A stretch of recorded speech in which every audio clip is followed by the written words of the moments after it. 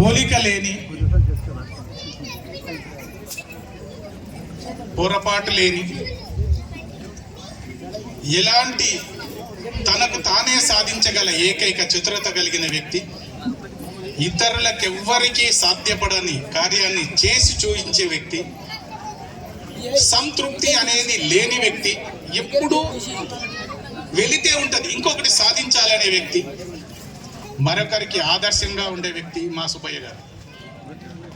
సుబ్బయ్య గారు చేసింది ఏంటి అంటే ఇప్పటి వరకు చెప్పిన ప్రముఖుల్లో చాలా మంది చెప్పారు.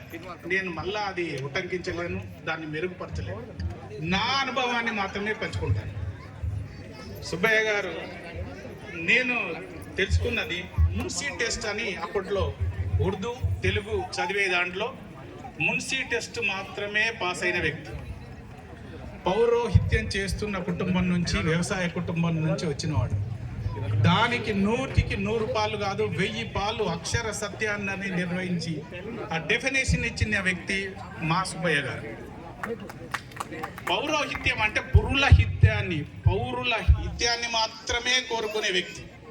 ఈ గ్రామంలో పుట్టి పెరిగి ఈ గ్రామంలోనే ఉండి, నేను నాతో పాటు 4 తమ్ముళ్ళు పెద్దయి, నాలా ఎందరో మీలా ఈ మట్టిలో నిలబడి డ్యాస్ ముందు వెనుక నాకు ఒక అవకాశం వస్తే చాలని, ఒక పాట పాడితే చాలని, తనతో ఫోటో దిగితే చాలని, సెల్ఫ్ గవర్నమెంట్ రోజు రామేశ్వర శర్మ గారితో వస్తున్నా చాలు పెద్దలు అనుకుంటే అప్పుడుకి వస్తే చాలు అనుకునేది.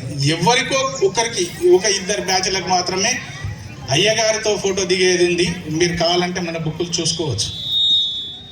సో అలా మున్సీ టెస్ట్ పాస్ అయ్యి ఒక వీధి బడిలో